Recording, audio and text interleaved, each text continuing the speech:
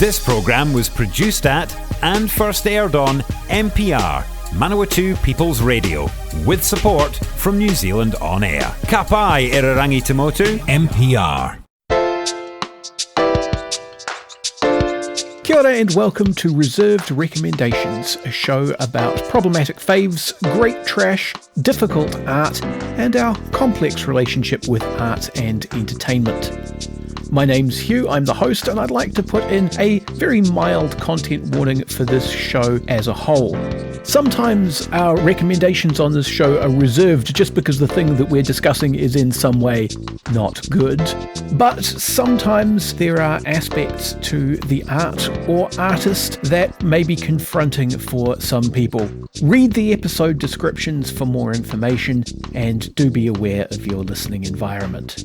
Hello and welcome. You're listening to Reserved Recommendations. This is a radio show and podcast about great trash and things that we are interested in or find fascinating but wouldn't necessarily recommend. And I have the very great pleasure to welcome this evening Vorn Colgan. How are you doing, Vorn?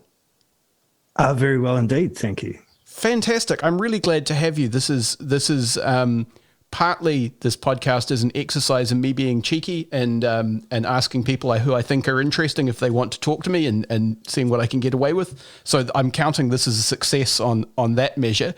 The thing that you wanted to talk about is one of the most reserved of possible recommendations, and actually kind of a callback to an earlier episode. One of the first ones I did was with Dr. M. Dentith, who studies conspiracy theory and does their own podcast called The Podcaster's Guide to the Conspiracy, which is good if you're interested in conspiracies. But, of late, the world has seen the impact of a particular conspiracy, which is the behemoth of Q. And that's kind of what you wanted to talk about. So I guess the first question is how did you become interested in Q? Why is it a thing that's worth talking about? Aside from that, people just tried to take over the government in America based on it.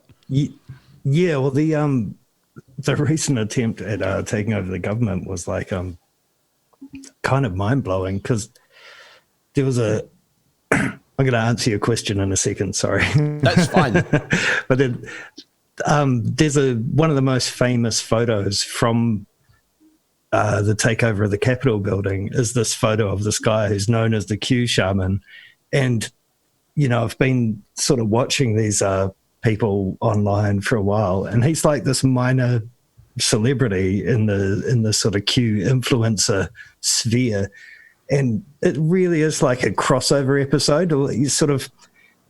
It's like having a character from The Simpsons show up on Friends or something. You have these two universes that are totally unrelated. You have mainstream media, which is boring types sitting in their bureaucratic environments talking bureaucracy at each other. And then you have these kind of unrelated, you think, maniacs who are, just spreading mania amongst themselves on the internet. And then you have one of those characters pop up in the C-SPAN space with his weird uniform, it's hey, it's that guy from the other program. And yeah, so I guess to answer your question, sorry, I got into it because I really love things that contain everything. Oh shit. I'm gonna kill Facebook and answer that question again, sorry. Yeah, I love things that contain everything. The Simpsons is one of those shows that everything shows up on The Simpsons eventually, and Shakespeare, I guess, is another one of those artists where you can find everything in Shakespeare eventually if you look. Well, I mean, and Shakespeare's been so quoted that he seeps into everything because everything that's not Shakespeare is a reference to Shakespeare at some point. Yeah. It's the classic joke about Shakespeare is I don't know why anyone likes him. All he does is quote a bunch of famous quotations. But yeah, QAnon's the conspiracy version of that. It's this attempt to sort of universalize every single sort of shred of conspiracy that's existed everywhere else, into this unified theory. And like, obviously it's completely nuts. Like, I don't come at it from the point of view of someone who's like sold on it. It's just that it's this, it just tickles a lot of like, just my favorite spots. Like, you know, it's about epistemology, it's about religion, it's about reality itself, and it's like a great like, I really like the trolley problem, you know, the philosophical thing where it's like, do you pull the lever, squash one person, leave the lever alone, and 5 people get squashed, that kind of thing. QAnon is like a massive version of that. Like, it throws up all these interesting thoughts just about the world in general. So that's kind of why I got into it. And how is just like everyone else, via the internet. I saw it on the internet and I was like, oh, what's that? Yeah, I mean, there is something that's kind of intensely fascinating about particularly really weird conspiracy theories. I was again, not an adherent, but kind of a fan from the outside of David Icke for a while. He's the giant reptiles replacing. He's the lizard guy. Yeah, because the thing about David Icke, and I guess this carries over to QAnon, is that he's fascinatingly almost right a lot of the time. Like, it's not actually an insane thing to say that the people who run the world exist on such a different social level that from one way of looking at it, they're almost not human anymore, just because their concerns are so different from an ordinary person's concerns that they're kind of thinking in a different language almost. And it's not insane at all to say that a lot of those people don't have your best interests in heart. And so having him like get that far and then go, and the answer is because they're giant shape-shifting lizards who've been breeding into the human genome since the beginning of human evolution. People in the podcast won't be able to see the face I'm making, but you know, like he then does that specific hard left turn into total batshit insanity is fascinating to me. Yeah, I had that exact experience with David Icke. I had no clue who he was. He's more of a UK sort of phenomenon than a New Zealand one. And I had a workmate who gave me his book. And one of his books, he's probably got several. The first maybe chapter or so was just about rich and influential people all come from the same set of families. And like, if you have a dangerously mediocre sort of grasp of medieval European history like I do, then you're kind of like, oh yeah, well, it was a feudal system and they're all related, and like, you know, famously the royal family of England are German, and like that's how the feudal system was. It was this one family. It had nothing to do with countries. And then like the rich people would be their friends, so it'd be like a limited gene pool. And he's sort of going, so they're all related, and you know, you can see everybody who's a leader of every country, you know, in the Eurosphere at least, is like all just people from a very small set of families. And I was like, yeah, interesting, guy, go on. And then you turn the page and he's like, lizards.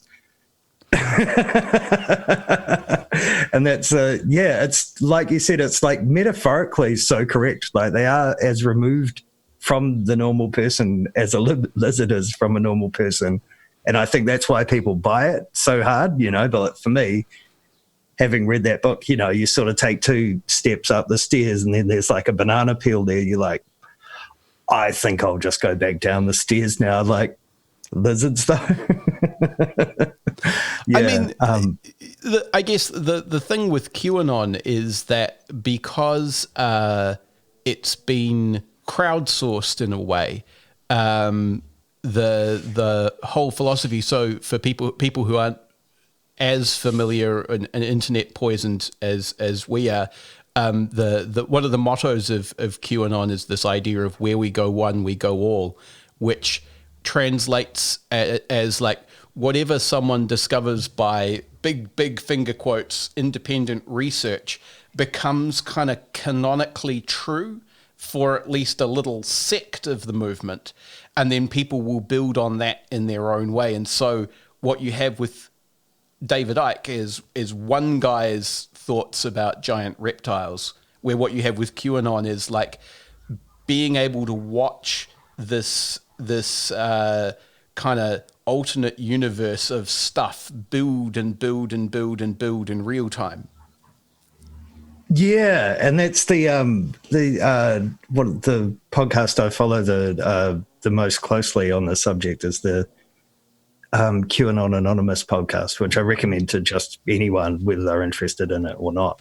Just listen to the first and last episodes, and you get a pretty excellent idea of how the world is right now.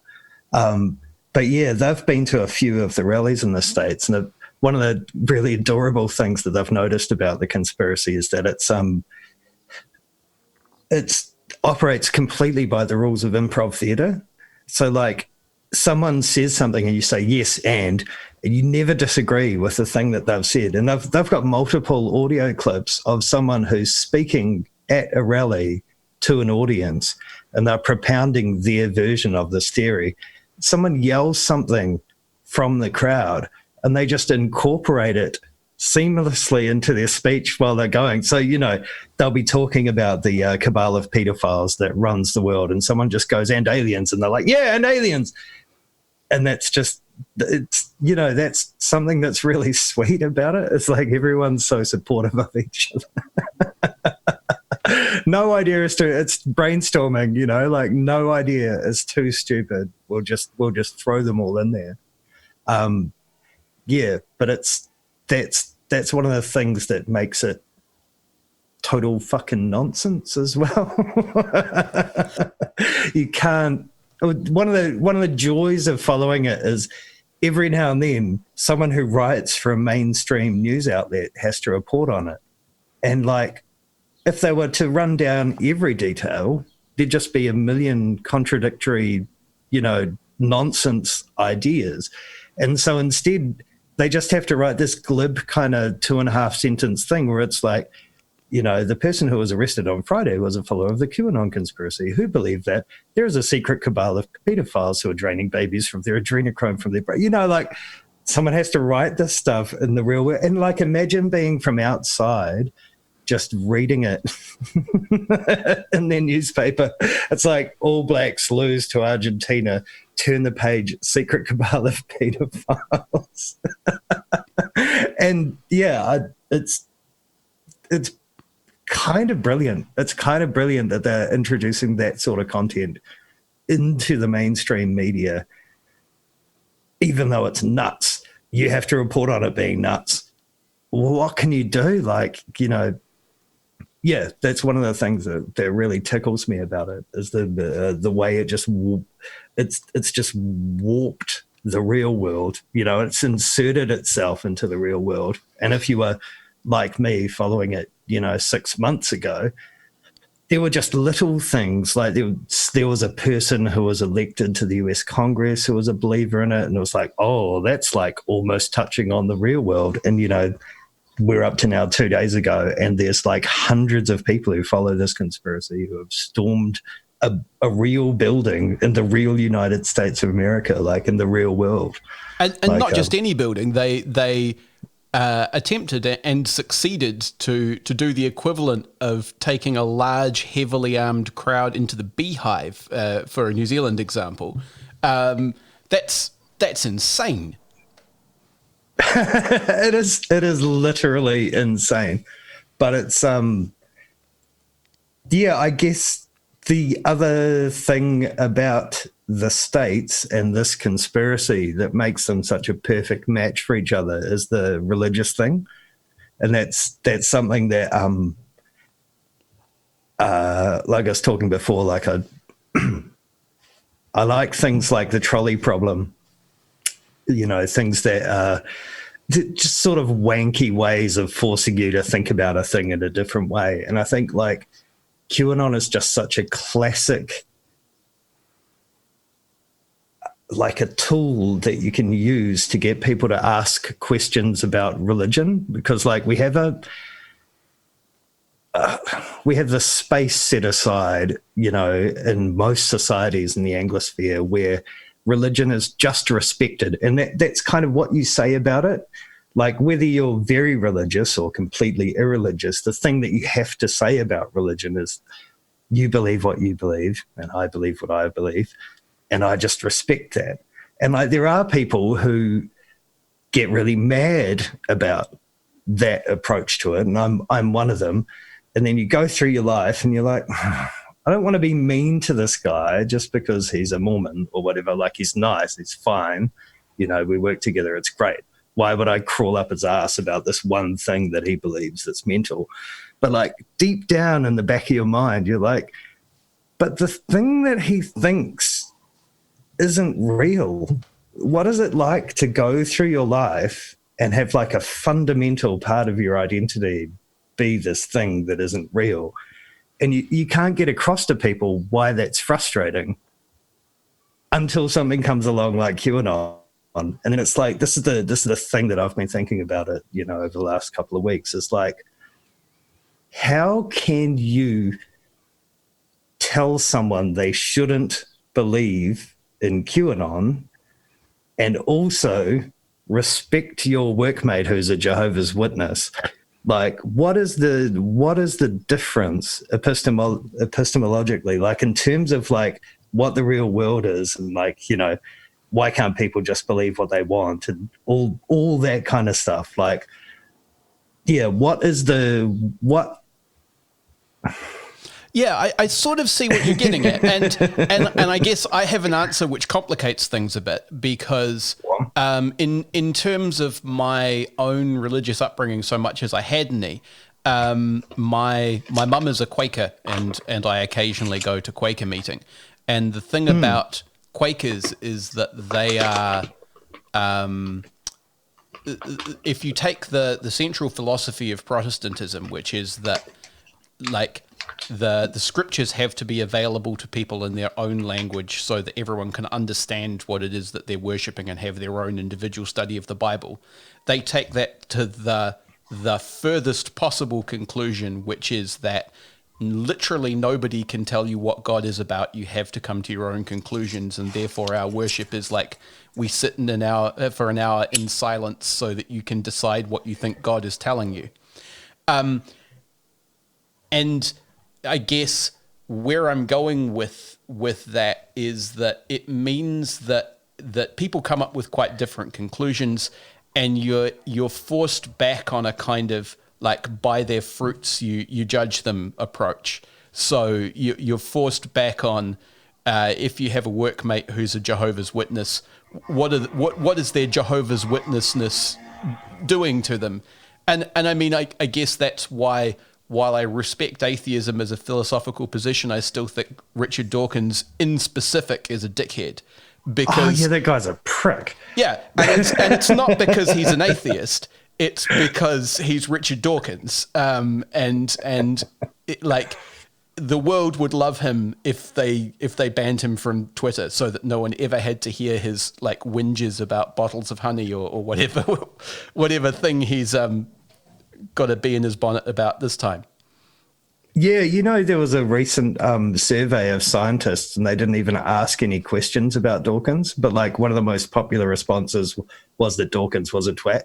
Like, people wrote in that they hated Dawkins, even though they weren't being asked about him.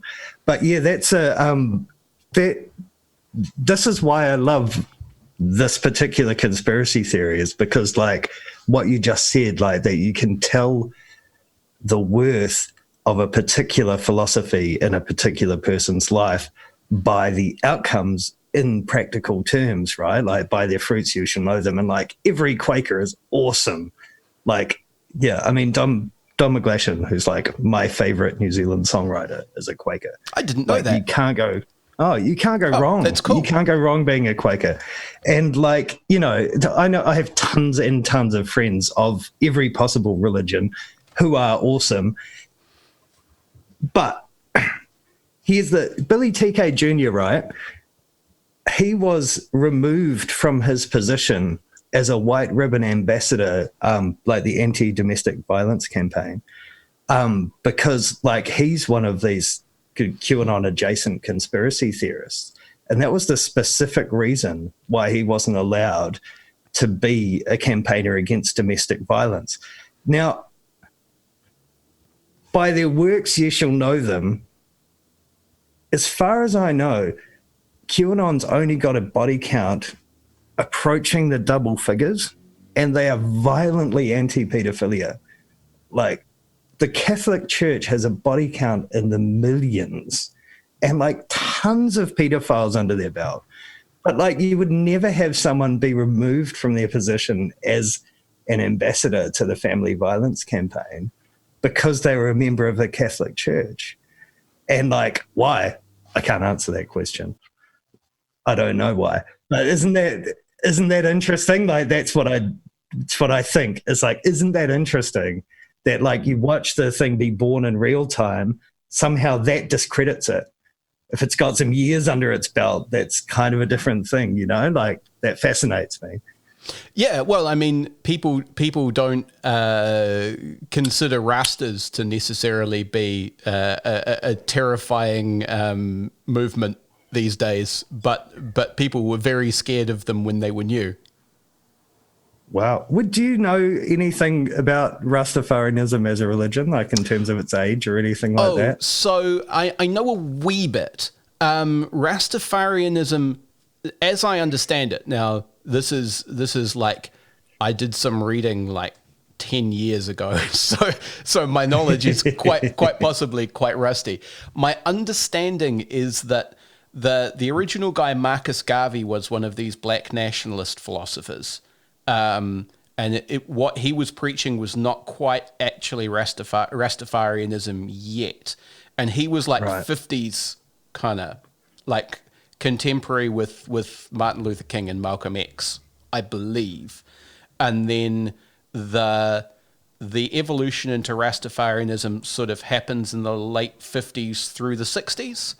And the thing about Rastafarianism is that it's based on this practice of reasoning, which is essentially getting high and arguing about the Bible. Excellent. And as a result, it did a sort of QAnon-ish thing where it developed this whole vocabulary for talking about its spirituality and its philosophy kind of in real time, really, really fast while people were watching.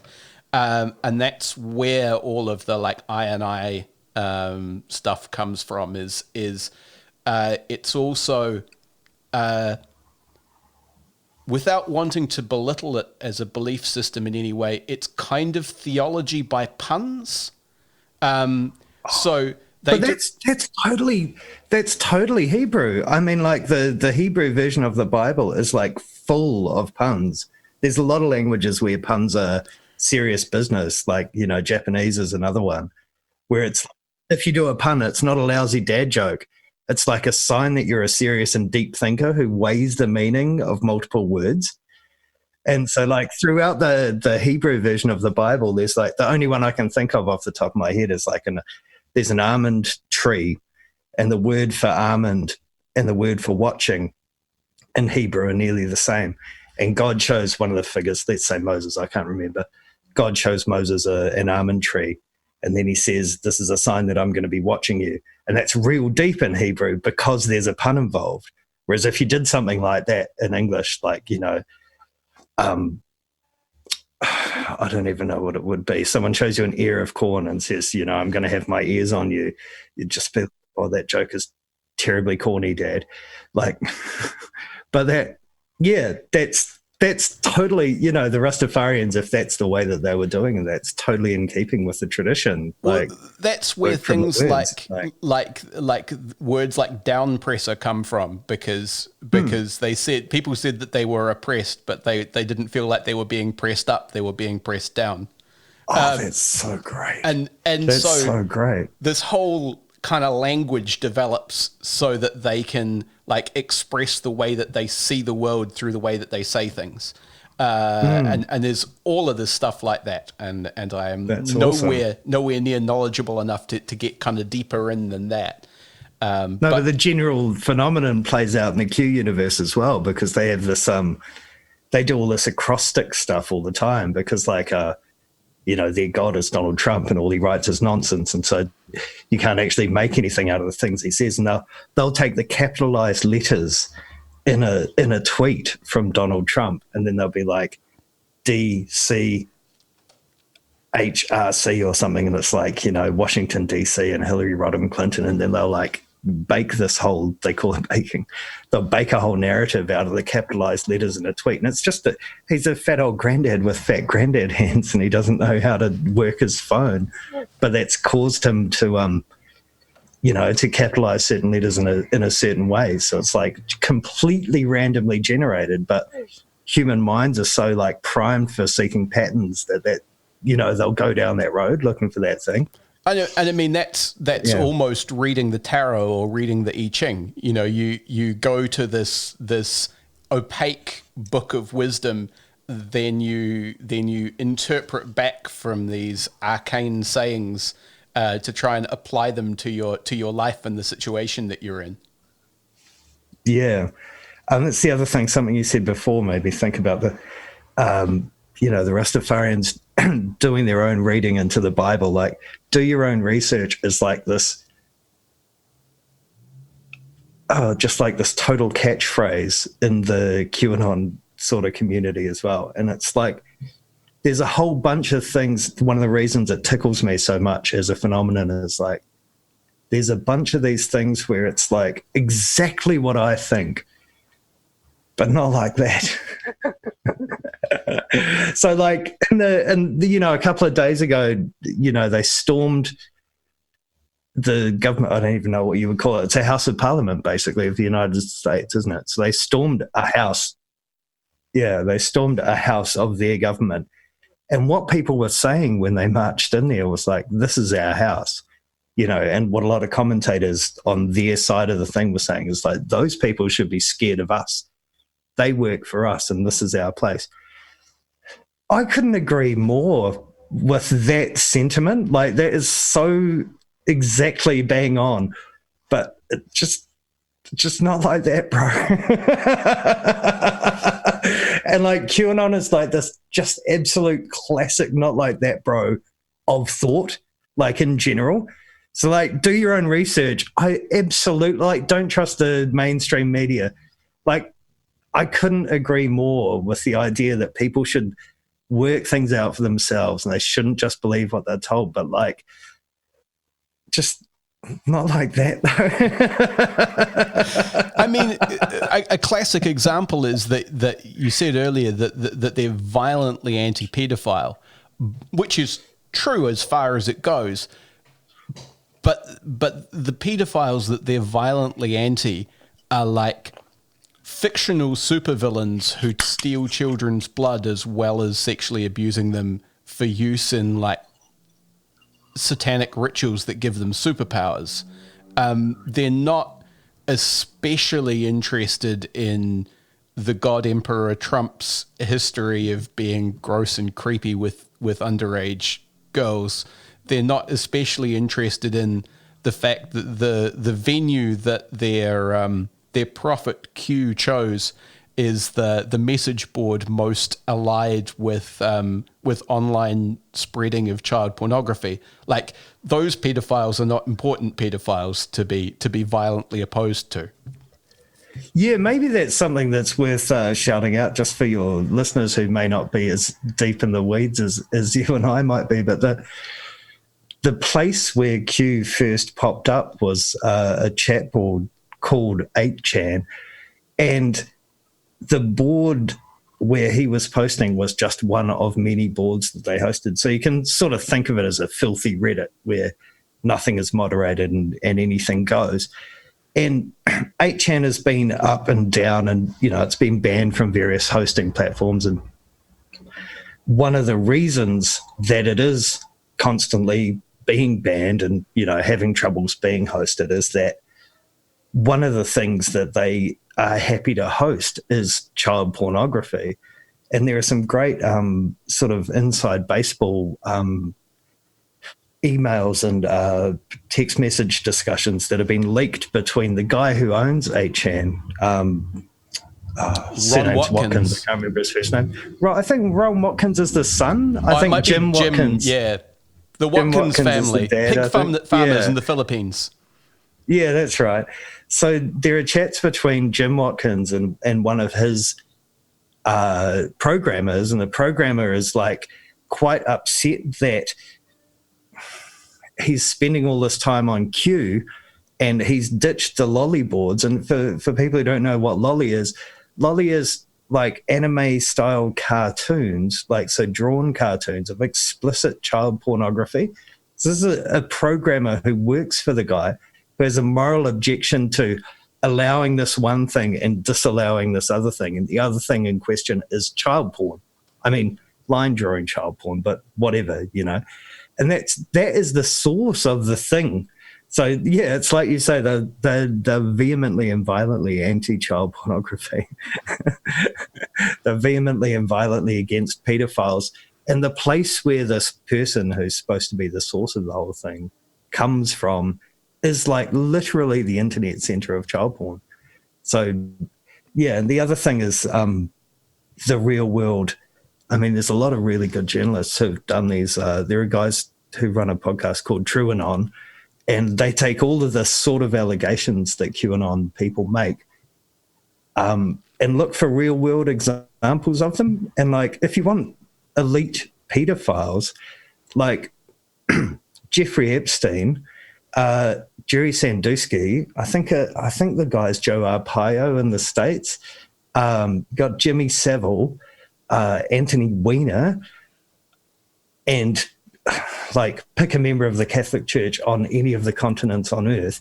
And then you've basically got like a politician, a TV personality, a sports coach, priests. All of these people could be described as elite figures. A financier, Jeffrey Epstein, like they're elite figures, and they're like proven pedophiles, like court of law, charged and found guilty pedophiles, except in Savile's case because he died too soon. There is a cabal of elite pedophiles, kind of. Yeah. Yeah. And in Savile's case, he died before he could be charged, but then a whole bunch of people came out of the woodwork going, oh, yeah, no, that was just endemic in the BBC at the time. Like the BBC had a period in the 70s where it was just a haven for pedophiles and had all of this apparatus to make their lives easier. So, like, there is this really terrifyingly real sense in which if someone just sidled up to you in a bar and said there's a lot of rich and powerful pedophiles out there and using their money and influence to keep it secret, they're dead right. It just takes me back to like, not like that, bro. All right, we are about at the halfway point, so we will continue this conversation very shortly. You are listening to Reserved Recommendations, and I'm talking to Vorn Colgan about QAnon. We will be back right after this. Support this show and others like it by giving a donation. For more information, go to www.mpr.nz/donate. And we're back. This is Reserved Recommendations, a radio show and podcast about complicated relationships with art and culture. And this evening I'm talking to Vorn Colgan about probably one of the most complicated relationships with a cultural artifact you can have, kind of being an outside observer of the massive, multi-angled, all-consuming conspiracy theory QAnon.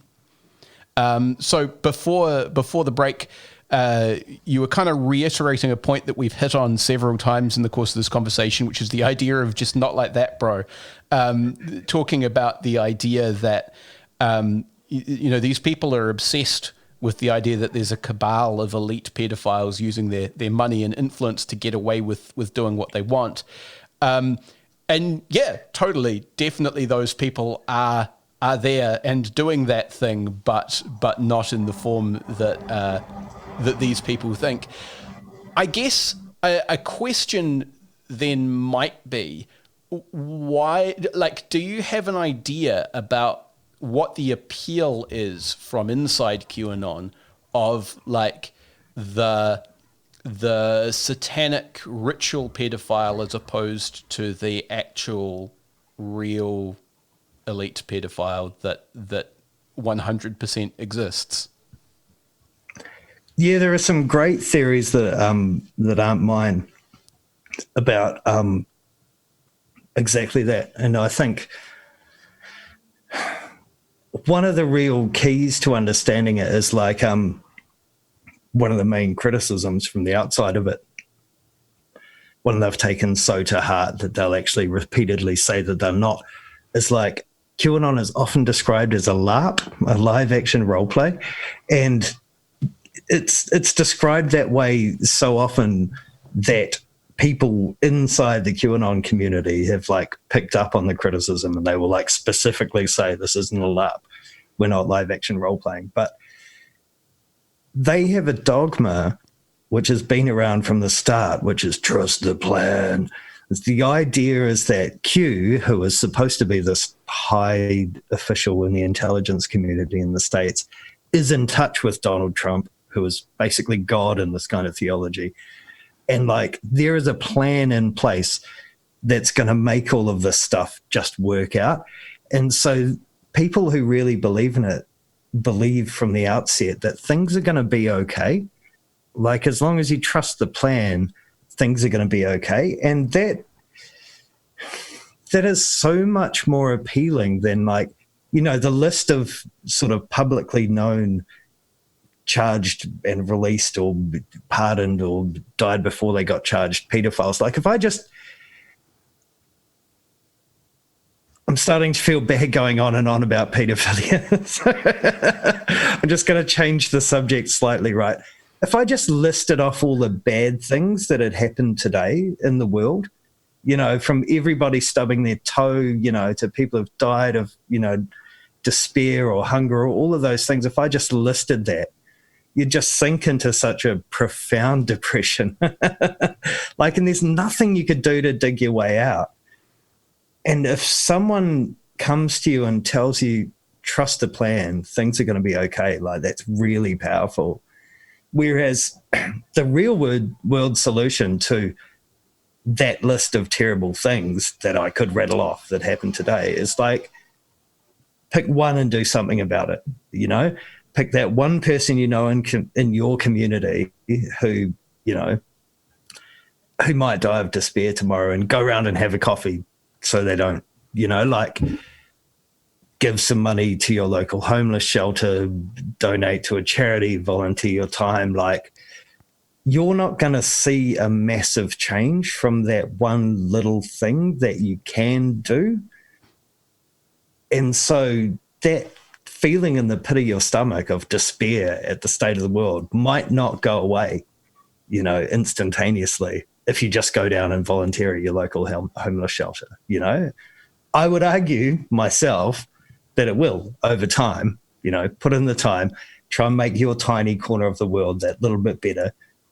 I would argue do that and you will see the effect over time. And like if your major concern is your mood, your affect, that's gonna come up as well. If you put in that effort over that time, whether or not the little problems you're trying to address even get better, I would argue over time that is going to work for you. But like it's so much easier if someone just comes up to you and says, trust the plan, it's going to be fixed. And so they buy that.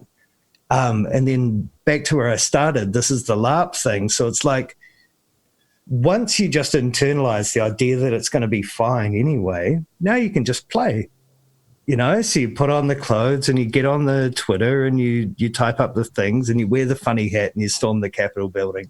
And it's all going to be fine because it's a game, you know? And that's the power of that sort of false idea that somebody else has already taken care of the real stuff.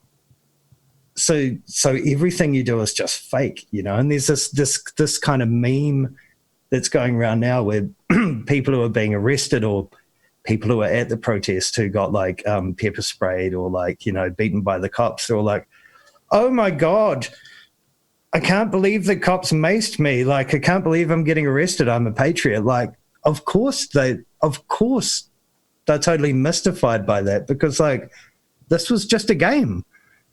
You know, this was just a cool game, and like the real stuff was already being taken care of by the plan, which they trusted, you know? And like it's so bizarre that this cop with a stick is hitting me in the face. Doesn't he get it? Like, he doesn't know how to play no one told him.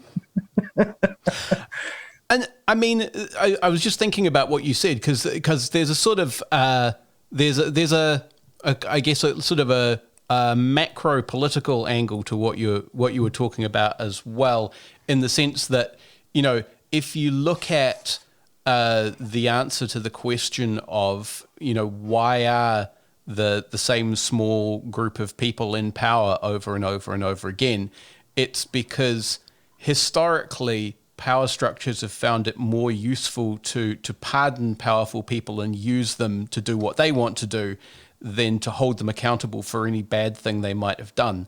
And that means that if you manage to amass a huge amount of political power or money or both by doing some really awful stuff, you've got a pretty good chance. It's not 100%. Like, you know, there are Gaddafis and Saddam Husseins who have it all go horribly wrong for them. But, you know, a fair number of high-ranking Nazis ended up getting pretty sweet government jobs working for the American government after World War II, and got to keep all of the money and accolades that they'd earned for whatever they earned them for. And the process of undoing that is the political equivalent of going around and hanging out with your neighbor who's maybe not the most scintillating person but needs the company. You know, it's like there's endless slow chipping that needs to happen before those kind of structural distortions can be corrected. And again, it would be great if you could just say, well, someone is going to just like find all of the bad people and simultaneously jail or hang them for me all at once, so I don't need to do anything about it. Yeah. And that's that's part of the gamification, you know, of the whole thing, is that like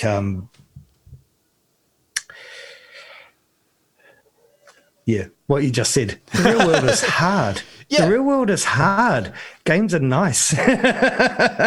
And I mean, you know, I think I need to acknowledge this, you know, this is reserved recommendations. This is something that I got into to distract me from my real life. Like, you know, in my real life, I'm out there like any other normal person trying to get through a day, you know, and things are stressful. And, you know, I'm not saying that I have this difficult life, but I'm just saying like everybody has to wake up and put on their shoes and go and do the thing and pay the landlord and all that stuff. And it's boring and it's hard. And like sometimes you just want to be distracted from it by some nonsense, you know. And I got into following this conspiracy theory for exactly that reason. Like, you know, while I'm out there biking to work, I, you know, get nearly run over 3 times, you know, every day on the way to work, and it's stressful and it's a pain in the ass. And I could probably like spend a bit of my time going to the council and talking to them about their cycle lane policies or whatever. But like, it's so much easier just to bung my like headphones in and listen to some nutters in the States like ranting about like a satanic conspiracy. And then like when the person nearly runs me over, I'm so distracted by the satanic conspiracy people, you know, it doesn't matter. So like, I'm totally part of the problem. Like I want to make it clear I'm not approaching this from some superior vantage point. and you know, there is, I think, the reason that people who are, I guess you'd call us conspiracy theory fans, rather than serious investigators who are doing it for their job because they think this stuff is dangerous and someone needs to watch it. People who are fans tend to gravitate to your QAnons and your David Ickes.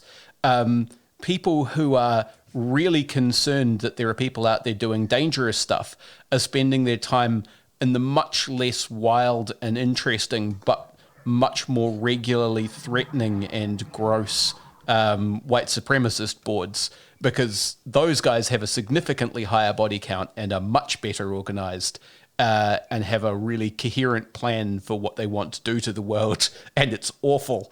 So, you know, like, there's, I guess what I'm saying is that we're looking at the conspiracies that are fun to look at, even as they sometimes have horrible real world effects. We're not looking at the much less interesting but much more insidious ones.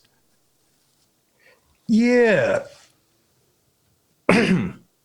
Yeah, I mean, that's a really fascinating part of the whole phenomenon as well, because that white supremacy thing is like sneaking into the QAnon world as well. And, you know, if you look at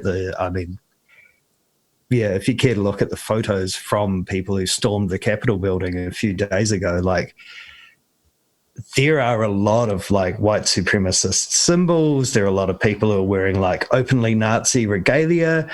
That thing worked its way in there somehow. And then, like, it's an open question of whether that is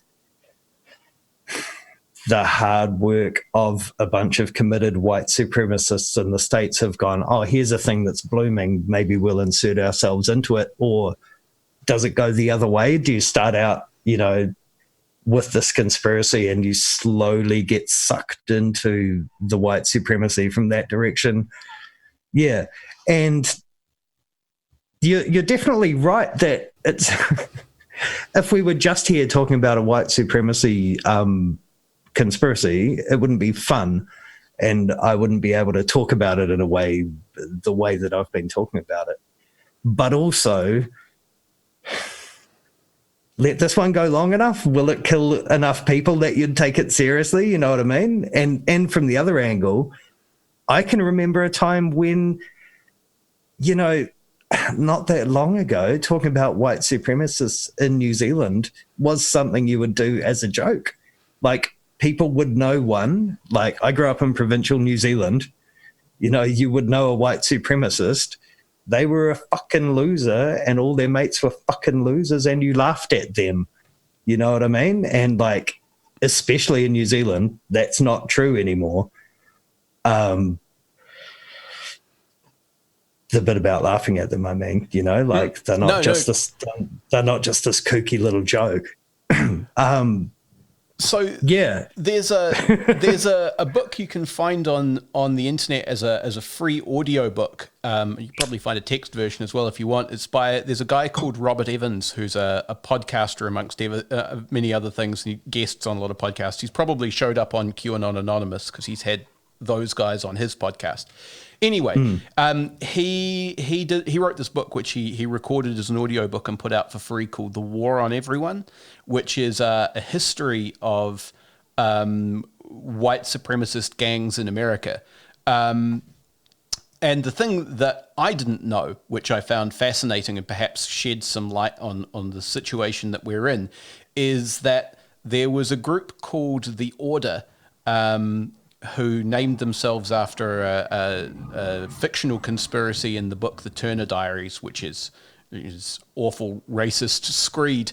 But they carried out a whole bunch of armored van robberies in the 70s, and they got away with the majority of the money, which they then sank into computers, which they then hooked up in a sort of, if you remember BBS's, like in the pre-internet days, bulletin board services, there was a whole network of white supremacist bulletin boards, and then a sort of brief period of a parallel white supremacist proto-internet, kind of about the time that the actual internet was kicking up. And so, at least in America, white supremacists have been doing online mass organizing for longer than any other political ideology. Which is kind of how they've been able to position themselves the way that they have. Yeah, which gives me the thought that, like, Oh God, this is depressing. Sorry. Like everything, like every system in which we're involved, as members of the Anglosphere, as members of open quotations, Western civilization, close quotations.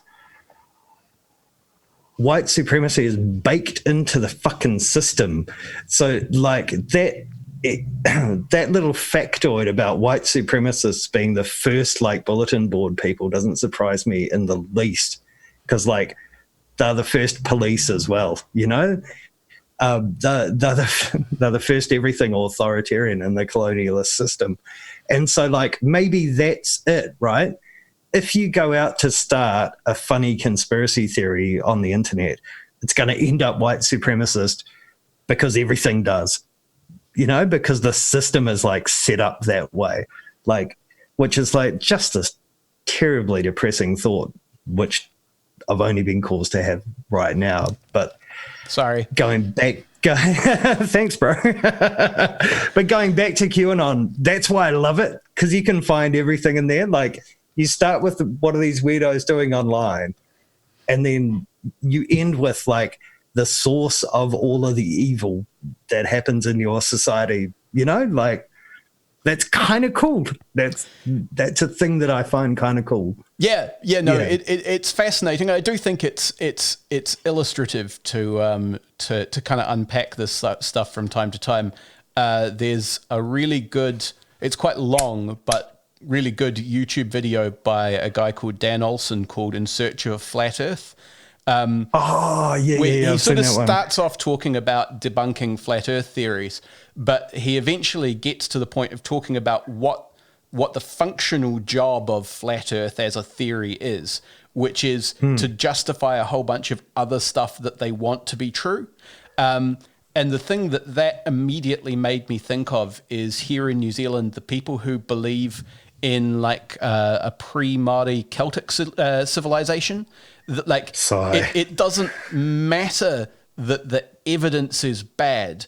They don't believe it because they necessarily think that it's valid. They believe it because if it were true, then the other thing that they want to be true, which in this case is Māori need to shut up and go away forever, would be incontrovertibly true, and no one could ever tell them they were wrong about it. And so they push this other theory as a sort of way to kind of magically make the thing that they want also true. Yeah, arguing backwards from the result that you want. Absolutely classic conspiratorial thinking. Yeah, there's a do you know, have you heard of this thing called street epistemology? No. We're like, so this is one of the themes of our age is like everyone around you believes bullshit, and what are you supposed to fucking do about it? And the street epistemologists have this approach where they just listen to people, so they never put up any opposition whatsoever. So your mate comes up to you with the nonsense about the pre-Māori civilization of Vikings who have been hanging out in New Zealand, scratching one thing on a rock once and leaving no other evidence, right? And then you just say, tell me more. And they tell you more, and you say, tell me more. And hopefully part of the idea of it is like, if their ideas lack quality, they're going to talk themselves into realizing it, and your opposition is only going to make them shore up their ideas more. So you just let them go. It's pretty cool. I've seen like if you look up street epistemology on YouTube, you can see some examples of it working brilliantly. Like people who are actually turned around because this very generous interlocutor gives them the time to work through their stuff for themselves. But what you made me think of was I spent 2 hours of my life listening to someone practicing street epistemology on a flat earth person, and they were American. Both of the people were American. And one of them was just saying how no one's been to Antarctica. He was just like, I know hundreds of people I don't know anyone who's ever been to Antarctica. I was listening to it. I had a friend who was literally in Antarctica the moment I was listening to this 2-hour conversation, but because of where we are in the world, the southern hemisphere, off the edge of the flat earth, we tend to know someone who's been to Antarctica. We tend to know someone who's there. But like these two people, the guy who believes in the flat earth and the guy who's just sitting there not challenging him, neither of them probably know anyone who's ever been to Antarctica, So this guy's just kind of sitting there going, interesting, And I know that's part of the method that he's trying to employ, but I'm sitting there listening to this thing going like, I'm in the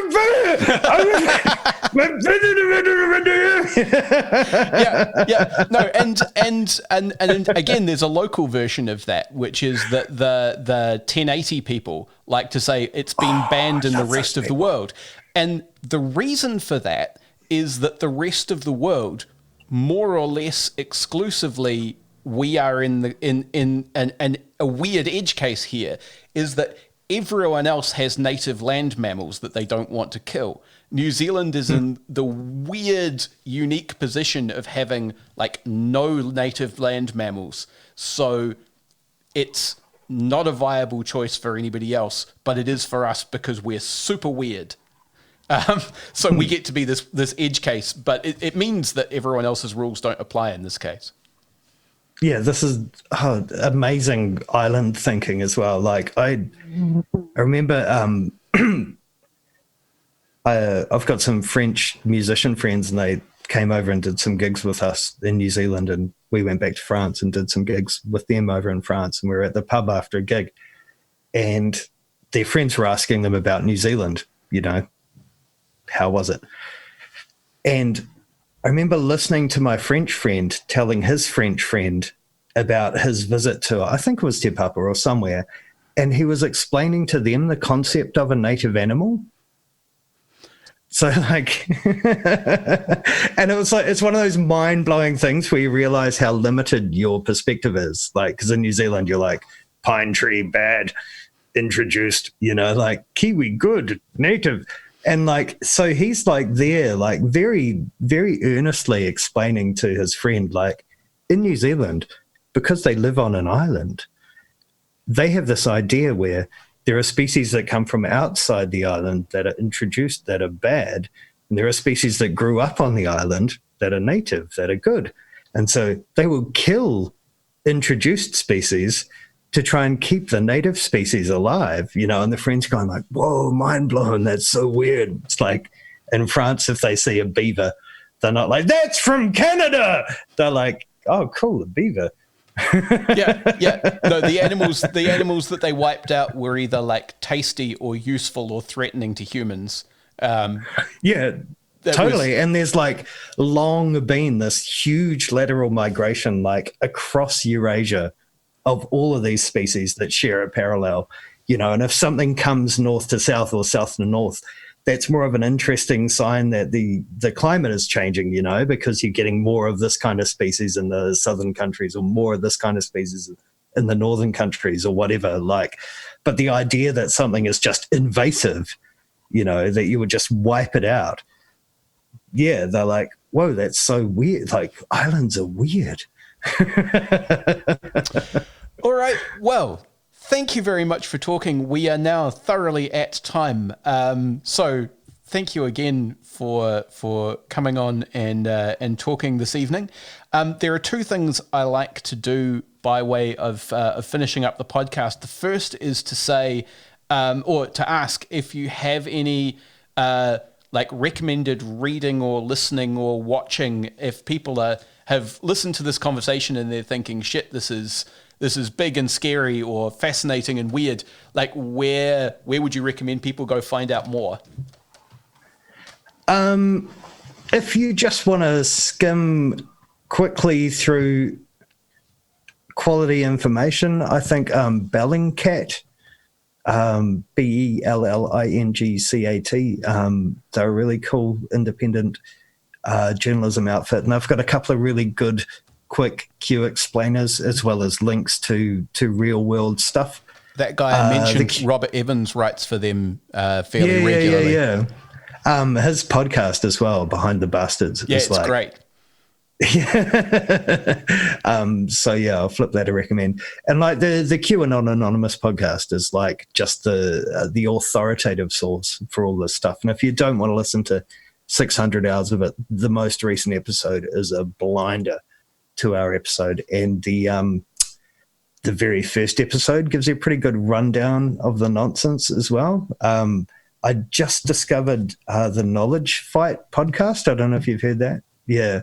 So they just did a 3-hour episode on the events of January the 6th as seen through the eyes of Alex Jones, who was there on the ground leading one of the mobs that stormed the Capitol. So Knowledge Fight is a pun on InfoWars, and it's specifically a deep dive into Alex Jones and his whole thing.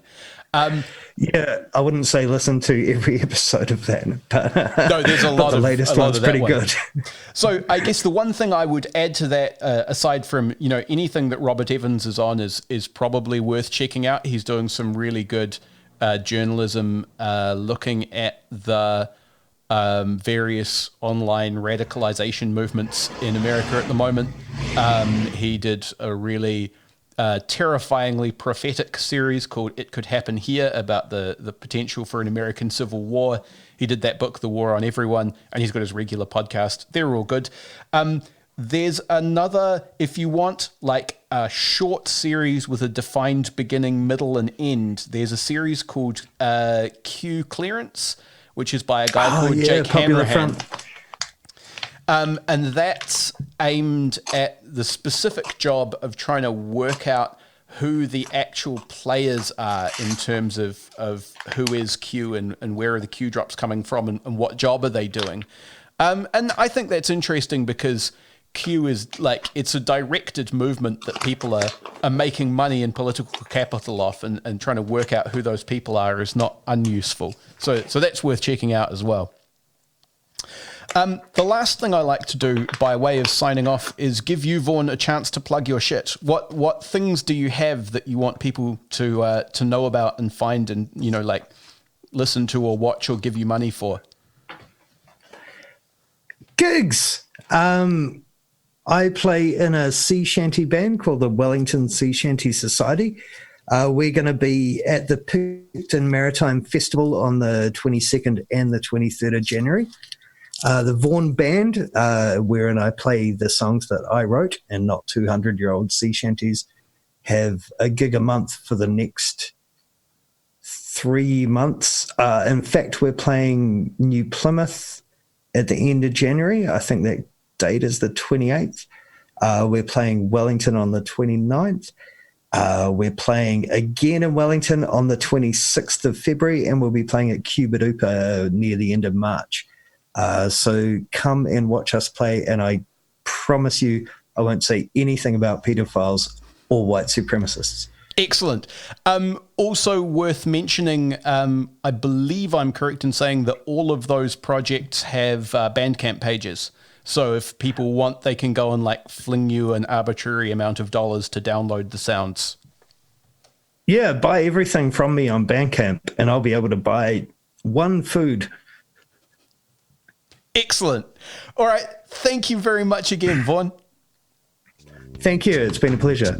You've been listening to Reserved Recommendations, a radio show and podcast from Manawatu People's Radio, Te Reo Irirangi o ngā tangata o Manawatu. The show is produced and presented by me, Hugh Dingwall, and I also composed our theme music. It's called Sack Jazz, and you can find it at wolfboy.bandcamp.com. You can find me on the internet at Objective Realty on Twitter, and you can find the show on Facebook under Reserved Recommendations. If you've got a reserved reserved recommendation of your own, feel free to pitch it to me in either of those two places. And if you enjoyed the show, why not go ahead and recommend it to a friend? You can find past episodes at www.mpr.nz/show/reserved on Apple Podcasts or wherever you get your podcasts. And remember, Manawatu People's Radio is a non-profit radio station. If you enjoy this or any of their other fine audio programming, why not fling them a couple of dollars? Go to mpr.nz/donate for more information.